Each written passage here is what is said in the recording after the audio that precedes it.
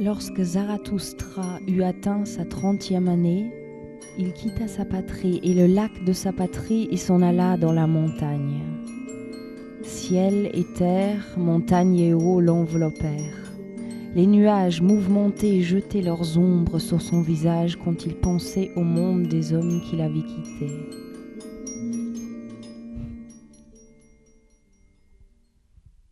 Je me suis surmonté, moi qui souffrais. J'ai porté ma propre cendre sur la montagne. J'ai inventé pour moi une flamme plus claire.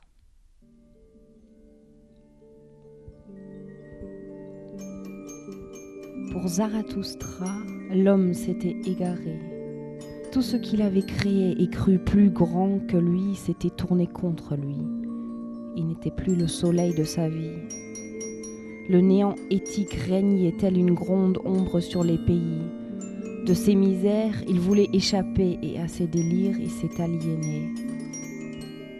Il était temps que l'homme reprenne le chemin vers lui-même.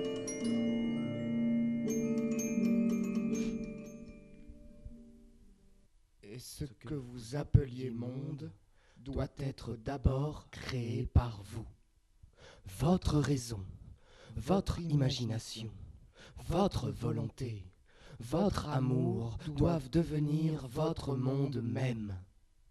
Et vraiment, ce sera pour votre félicité, vous qui cherchez la connaissance. Et comment supporteriez-vous la vie sans cet espoir, vous qui cherchez la connaissance ? Mais je veux vous ouvrir entièrement mon cœur. S'il existait des dieux, comment supporterais-je de n'être point Dieu ?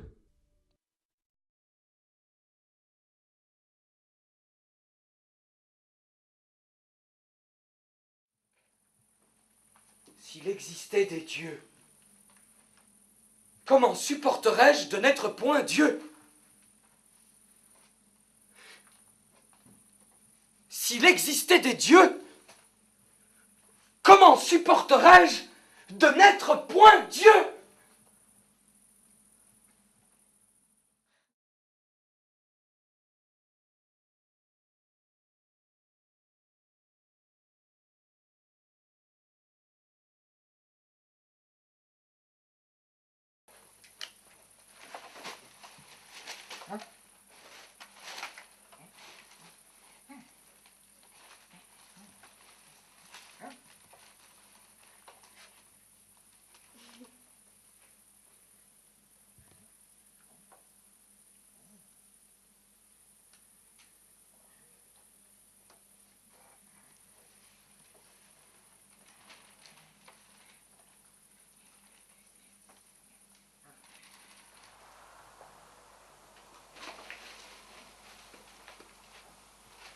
Il est temps que l'homme se fixe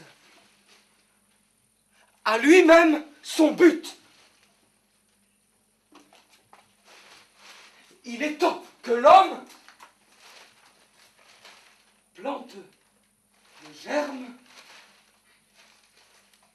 de sa plus haute espérance.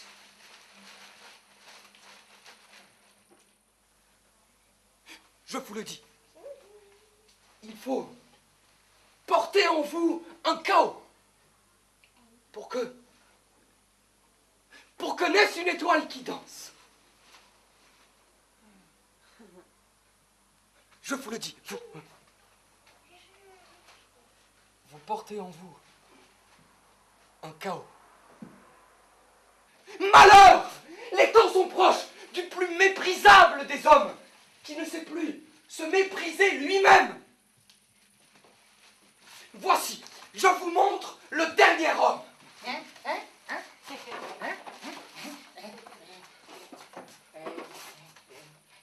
Amour? Étoile? Création? Désir? Qu'est-ce que cela? Disent les derniers hommes, et ils clignent de l'œil. L'on est prudent de tout, et l'on sait tout ce qui est arrivé. C'est pour cela que l'on peut railler sans fin. On se dispute souvent et l'on se réconcilie parfois. Car il ne faut pas se gâter l'estomac. On a son petit plaisir pour le jour et son petit plaisir pour la nuit. Car on est prudent de sa santé. Nous avons inventé le bonheur. Disent les derniers hommes. Ah. Il cligne de l'œil.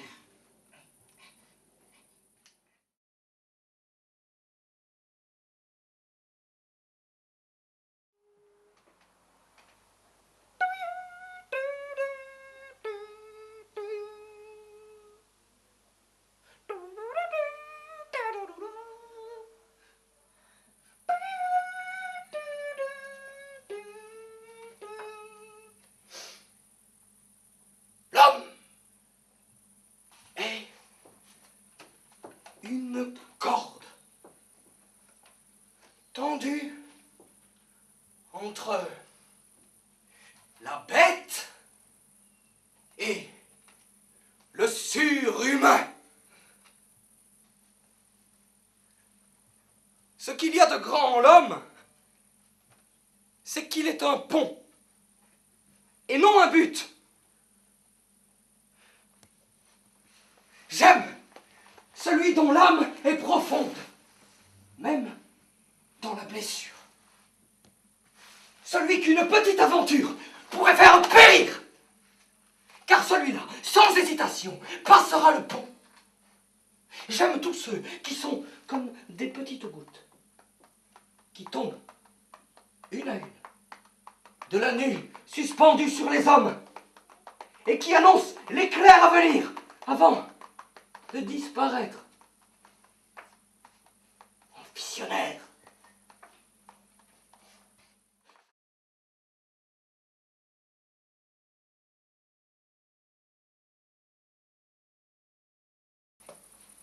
Voici les 3 métamorphoses qui mènent au surhumain. Première expérience. Tu dois. Tu dois. Tu dois. Tu dois. Terrifiant, n'est-ce pas? Deuxième étape. Tu dois. Je dois, Tu dois. je veux. Que se passe-t-il? Ah, voilà, je comprends. La transformation s'accomplit. Et le surhumain est le créateur. Et que fait le créateur? Il crée.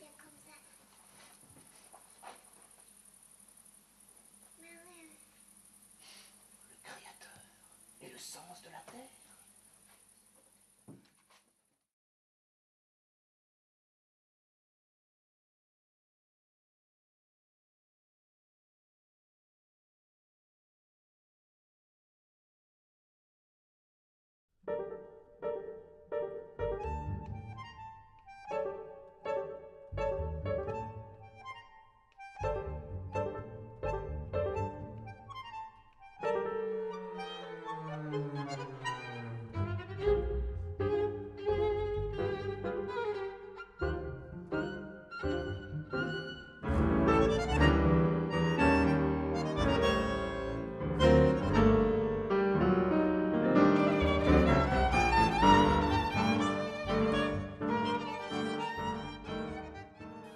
Qui parmi vous ose encore rêver, regardant le monde alentour?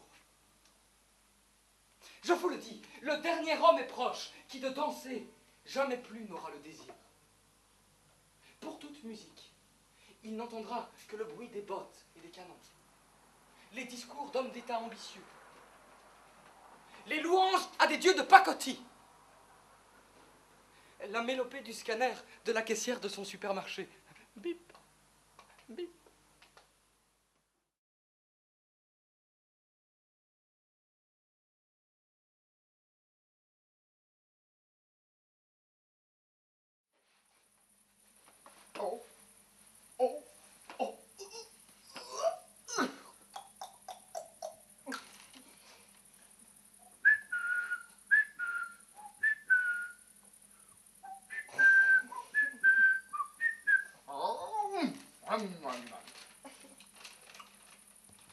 À l'attention de M. Giscard d'Estaing, président de la Convention européenne. Et moi.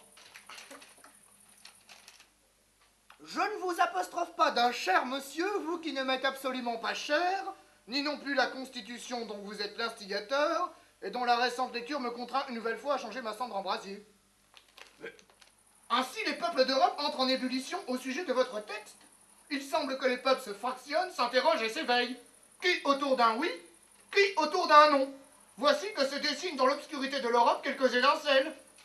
Il y avait jusqu'à présent 1000 peuples, et sur ces 1000 peuples, vous avez voulu asseoir un État. Vous avez voulu dérober la conscience européenne, et au fruit de ce vol, vous avez donné le nom de culture. Oh!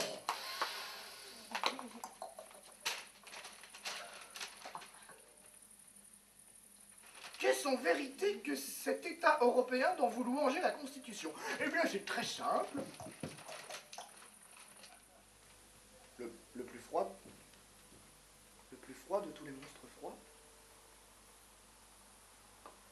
Son cœur bat au rythme des chiffres boursiers. Ses mains invisibles étouffent lentement tout élan humaniste. C'est avec froideur aussi qu'il ment. Moi, l'État, je suis le peuple. Vous acquérez des richesses et devenez plus pauvres. Vous voulez la puissance et avant tout le levier de puissance. Soyez sûr, monsieur Giscard, on les voit grimper à Bruxelles, ces singes agiles. Ils veulent tous s'approcher du trône comme si le bonheur était sur le trône. Souvent la boue est sur le trône et aussi souvent le trône est dans la boue. Les Européens, n'en doutez pas, entendront un jour la mélodie unique qui les rassemble autour de vrais désirs et délires humains. L'instrument dont cette musique s'échappera ne sera pas dans les mains de votre gouvernement imposteur. Peut-être ne proviendra-t-elle que du bruit de la pluie dans les arbres par un certain après-midi d'orage. Très peu à vous, Friedrich Nietzsche.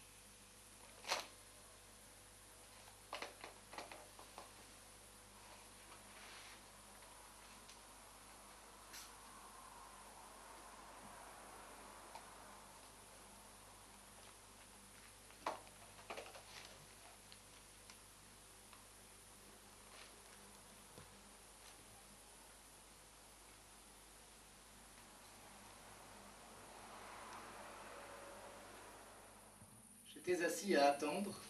À attendre, mais à n'attendre rien.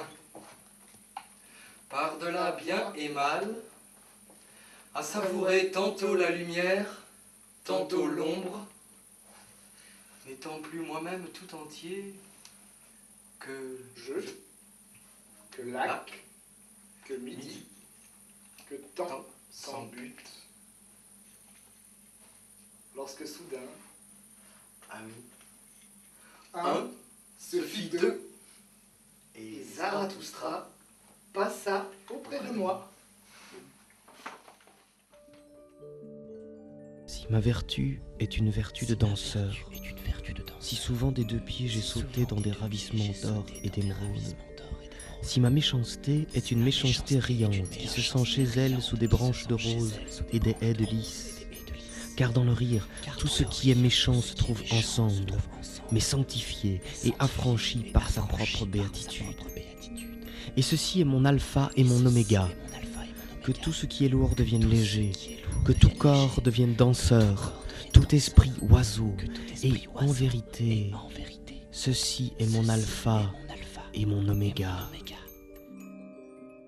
Ainsi parlait Zarathustra.